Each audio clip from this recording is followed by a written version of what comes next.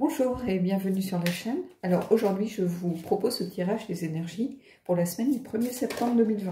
Oh, c'est dingue comme l'année a passé vite, je trouve. J'ai pas vu du tout le temps passer. Malgré tout ce qui s'est passé, hein, finalement je trouve que ça a passé vite. Alors on va prendre une carte des esprits de la forêt déjà pour voir un petit peu l'ambiance générale. Et on a Isa, immobilité, pause, sensibilité. Donc ici, on a quelqu'un qui est... je vous la montre. On a quelqu'un qui est pas bloqué, mais qui s'est un peu mis en pause. Hein, c'est l'immobilité, la pause, la sensibilité, c'est-à-dire que c'est quelqu'un qui éprouve le besoin de se recentrer, éprouve le besoin de se mettre en pause, peut-être de s'écouter. C'est comme ça que je le vois, qui écoute sa sensibilité en fait, qui écoute un petit peu son intuition, qui écoute ce que lui dit. C'est quelqu'un de sensible qui prête attention aux signes, qui prête attention à ses émotions, à ses sentiments, à son intuition, à vraiment ce qu'elle ressent au fond d'elle. Donc pour ça, elle a besoin, pour réussir à s'écouter, elle a besoin de se couper un peu du chaos du monde, hein, de se mettre un petit peu en pause, s'immobiliser un petit peu par rapport à plein de choses, pour pouvoir réussir à entendre, entendre ce que l'univers lui dit, le divin lui dit, pourquoi pas, vos guides vous disent. Ici, j'ai quelqu'un de très sensible qui a besoin de se mettre un petit peu en pause, en retrait, de se... comment je pourrais vous dire, d'hiberner, voilà, c'est le mot que je cherchais, d'hiberner. C'est un moment un petit peu d'hibernation. Ça ne veut pas dire que ça va durer très longtemps, mais vous avez besoin peut-être... peut-être que vous avez eu un été, vous avez couru partout, fait plein de choses, vous n'avez pas eu le temps de réfléchir, pas eu le temps de vous poser. Et vous avez besoin de ce petit moment où vous vous reconnectez à vous-même. Et puis, ce petit moment tout simplement où vous avez besoin qu'un petit peu les énergies, bizarrement, s'arrêtent autour de vous. C'est trop, ça bouge de trop, c'est trop le chaos, peut-être que c'est trop frénétique. Et vous avez besoin de... Hop, on arrête tout, stop, on se calme, on se recentre pour mieux repartir. Alors, on va prendre 3 cartes du tarot des fées victoriennes. Je viens de les mélanger. 2 et 3. On va voir un petit peu ce que ça nous dit pour la semaine. Alors, qu'est-ce qu'on a ? Et ici, on a le 5 de la cour de printemps. Le 5 de la cour de printemps, en fait, c'est le 5 de bâton. Hein. Donc, c'est la carte des rivalités, des conflits, comment je pourrais vous dire ça, des divergences de point de vue. C'est aussi l'indécision. C'est aussi le fait d'avoir des difficultés à se concentrer. Donc, vous voyez, c'est ce que je vous disais. En fait, ces 2 cartes ici sont liées. C'est-à-dire que en ce moment, vous avez des difficultés, vous êtes dans le chaos. Il y a une sorte de frénésie autour de vous, de chaos constant. Les choses bougent, peut-être que vous courez partout, qu'il y a plein de choses à faire. Il y a plein de choses qui sont mises à bouger, qui étaient bloquées jusqu'à maintenant. On vous sollicite un petit peu de partout. Au boulot, les enfants, votre conjoint, vos amis. Voilà, c'est un peu la course pour tout. Faut courir d'un endroit à un autre, faut courir d'une situation à une autre, et vous avez, en fait, vous n'arrivez plus à vous concentrer, vous n'arrivez plus à vous remobiliser sur les choses. Et finalement, du coup, vous arrivez même plus, pardon, à prendre une décision. Et en fait, Isa, elle est là pour vous dire stop, stop, stop, mettez-vous en pause. Prenez, mais ne serait-ce qu'une journée, vous vous arrêtez, vous dites aujourd'hui, je ne fais rien. Et voilà, je me fais une liste de choses à faire, de priorités. En fait, Isa, elle vous invite à retrouver vos priorités ici, à vous mettre en pause pour pouvoir prendre vos décisions, réussir à les prioriser. Et puis, faire les choses dans l'ordre. Parce que là, c'est le chaos total. C'est un peu, c'est comme si vous étiez au milieu d'une foule où tout le monde parle en même temps, ou d'une réunion où tout le monde est en train de parler dans son coin. Au final, personne ne s'écoute, personne n'entend rien. Il n'y a aucune décision de prise, bien évidemment, puisque personne n'a écouté personne. C'est un peu ça. C'est un peu comme une réunion où tout le monde parle dans son coin avec son voisin de droite, son voisin de gauche. Et puis, personne n'écoute, mais à voir, personne n'écoute la personne qui est en train de présenter le projet. Donc, on est un peu dans ces énergies de brouhaha, vous voyez, ici. Alors, qu'est-ce qu'on a ici? Et on a les étoiles. Alors, j'aime beaucoup cette carte. Et ces étoiles, regardez, on les retrouve un petit peu aussi ici. Hein. Ces étoiles, c'est un petit peu le fait de retrouver sa route. Hein. L'étoile, pour moi, c'est, bien sûr, c'est la guérison, c'est l'espérance, c'est retrouver confiance en soi, c'est aussi la protection, les certitudes, mais c'est aussi retrouver sa place. Et retrouver sa place, ça passe par ce moment de reconnexion avec soi-même, en fait. On peut pas, il y a des choses où on ne peut pas aller contre. C'est-à-dire, comment voulez-vous réussir à réfléchir dans un brouhaha constant, quand tout le monde vient vous parler en même temps, qu'est-ce que vous voulez qu'il en ressorte? Ici, on vous dit, si vous voulez trouver votre route, votre chemin dans tout ça, il faut simplement toujours, on vous renvoie vers cette carte Isa de ce moment de reconnexion avec vous-même où vous devez, vous réussir à vous immobiliser pour pouvoir vous recentrer. Et ici, c'est ça, les étoiles, c'est ça, c'est trouver la bonne direction, c'est la carte de la confiance, de l'espérance, mais c'est surtout trouver la bonne direction et retrouver des certitudes aussi. Donc, cette carte, vous voyez, elle regarde Isa d'un air désespéré, la pauvre, en se disant, mais aide-moi, là j'ai besoin de retrouver, retrouver ma connexion aux choses, en fait, retrouver ma direction, retrouver la bonne direction. Alors, ici, qu'est-ce qu'on a? Ici, on a le 2 de la cour d'été. Donc ici, c'est le 2 de coupe. Donc c'est cette idée de connexion, de complicité, de partenariat, d'union. C'est la carte de l'amour aussi, hein, pour moi, beaucoup plus que les amoureux, en fait. Et ce 2 de coupe, ici, voilà, c'est peut-être par rapport à ça, justement, que vous aviez un besoin de vous reconnecter. C'est peut-être aussi se reconnecter à votre relation, à ce qui est essentiel pour vous, pour avancer, c'est-à-dire vous reconnecter à l'autre. Et puis, peut-être que vous aviez un peu perdu de vue votre relation, tout simplement. Et pourquoi pas? Après, si vous êtes plutôt dans le professionnel, ça peut être retrouver peut-être un partenariat, retrouver un associé.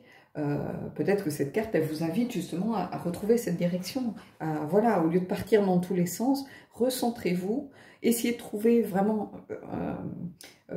la bonne route à prendre, en fait, la bonne direction à prendre. Alors peut-être que cette bonne direction à prendre, elle va passer par trouver quelqu'un qui vous soutienne dans un projet. Ça peut être un collègue si vous êtes dans une entreprise, par exemple, qui peut vous épauler. Peut-être que vous partagez des tâches. Ça peut être une complicité. C'est de l'ordre de la complicité, le 2 de coupe. Hein. Mais ça peut être une complicité amoureuse, ça peut être une complicité professionnelle, ça peut être une complicité amicale, familiale. Mais c'est quelqu'un qui est là pour vous, quelqu'un qui est là pour vous épauler, avec qui vous formez une bonne équipe, vous formez un duo, vous êtes complémentaires. Donc c'est quelqu'un qui est là pour vous, qui peut être là pour vous, à condition évidemment de poser les choses sur la table. Mais en tout cas, ici on vous invite à retrouver cette bonne direction. Cette direction, peut-être que c'est justement retrouver quelqu'un qui soit là pour vous. Alors, si vous êtes seul, peut-être c'est d'éventuellement étudier le fait de prendre un associé ou de trouver un partenaire ou quelqu'un de complémentaire, tout simplement. Peut-être que vous êtes très bon, très créatif, mais vous êtes complètement nul pour tout ce qui est compta administratif et vous avez besoin de quelqu'un qui vous dégage un petit peu de cette partie-là. Donc ça peut être tout à fait quelqu'un comme un conjoint, ça peut être quelqu'un de votre famille, une amie qui peut venir vous épauler ou du moins vous donner des conseils par rapport à ça. Voilà, prenez ce qui résonne en vous ici. Hein. Il n'y a pas de fatalité, mais en tout cas, que ce soit au niveau sentimental, professionnel ou social, familial, peu importe, hein, vous prenez vraiment ce qui résonne. Mais en tout cas, ici, vous avez besoin de faire une pause, de vous reconnecter pour laisser un peu tout ce chaos extérieur, ce brouhaha, toutes ces sollicitations, tous ces gens peut-être qui viennent vous demander des choses continuellement, de dire stop, pour réussir à vous recentrer sur ce qui est important et sur ce qui vous importe en ce moment. Donc, ou le sentimental, ça peut être vous recentrer sur votre relation. Peut-être que vous n'arrivez même plus à vous voir, à vous parler, vous êtes crevé de vos journées, parce qu'évidemment, quand on est sollicité de toutes parts, on arrive le soir, on est épuisé, donc on n'arrive plus vraiment à discuter avec son conjoint, on n'a plus d'envie, c'est manger, aller se coucher. Peut-être que vous manquez, vous n'arrivez pas à retrouver cette complicité, peut-être que simplement que vous aviez, parce que vous êtes tellement pris par le reste autour, que voilà, vous avez besoin de vous recentrer sur votre couple, votre relation, tout simplement. Peut-être que vous avez besoin de trouver un partenaire au niveau du travail ou un collègue qui puisse vous épauler sur un gros dossier. Vraiment, prenez ce qui résonne ici. Alors, on va prendre 2 petites cartes des anges de l'amour pour terminer. Et puis, on va voir ce que ça vient nous dire. Alors, peut-être que ça ne parlera pas du tout aux mêmes personnes. Hein. Peut-être que certaines seront... Voilà, seules les cartes... on va prendre 2 cartes hein, des anges de l'amour. Il y aura peut-être que ces 2 cartes à vous parler, et hein, prenez après... Alors, qu'est-ce qu'on a ici? Pardonner et apprendre. En libérant le passé, vous vivez davantage d'amour au moment présent.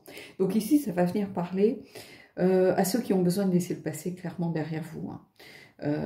Si vous avez peut-être un ex en tête, si vous avez une relation difficile, si vous avez peur de vous engager parce que vous avez vécu beaucoup d'échecs, on vous dit pardonnez à vous-même peut-être d'avoir accepté certaines situations, aux autres aussi, à ceux qui vous ont blessé, de façon à pouvoir avancer et partir sur une page blanche. C'est-à-dire que vous ne pouvez pas continuellement comparer les gens qui rentrent dans votre vie. La personne qui va rentrer maintenant dans votre vie, c'est pas la même personne que celle que vous avez quittée.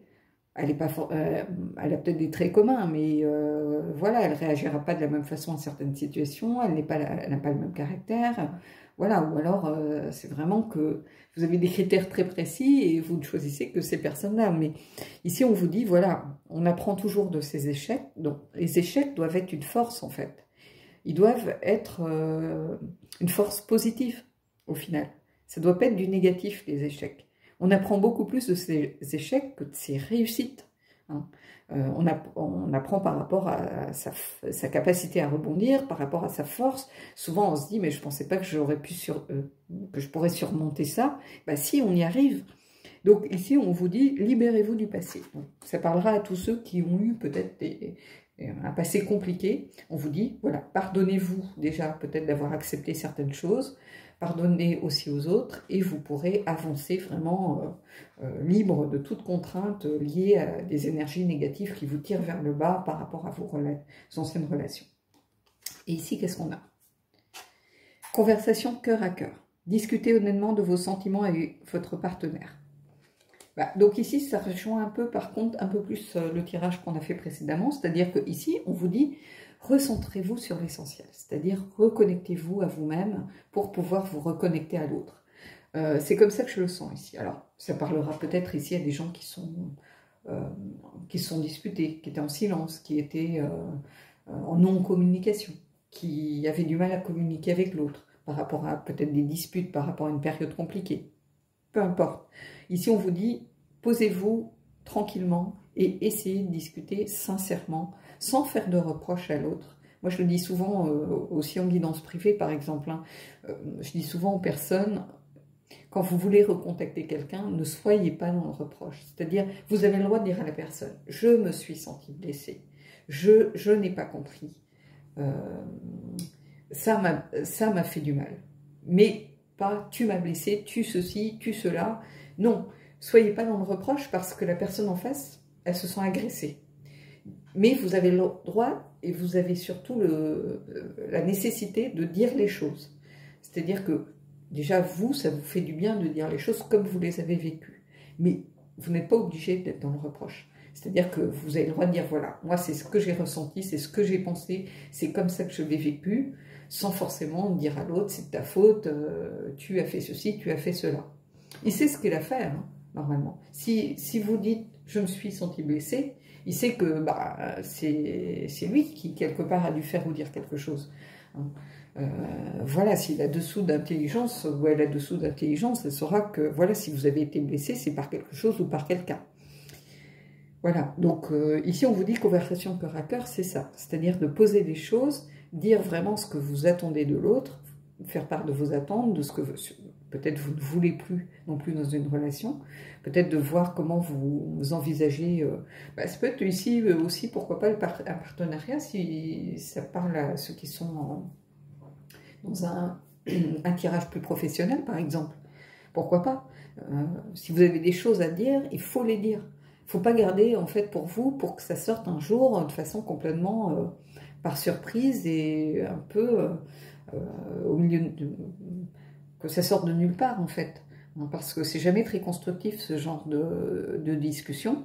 Alors que quand on dit les choses de façon réfléchie, de façon posée, tranquillement autour d'une table, sans être dans les reproches, sans agresser l'autre, bah, on a une discussion beaucoup plus constructive et beaucoup plus positive qui donne vraiment envie d'essayer de trouver des solutions ensemble. En fait, moi, c'est comme ça que je vois les choses. Voilà. Bon, bah écoutez, j'espère que ce tirage vous aura plu. Moi, je vous dis à bientôt sur la chaîne pour de prochains tirages.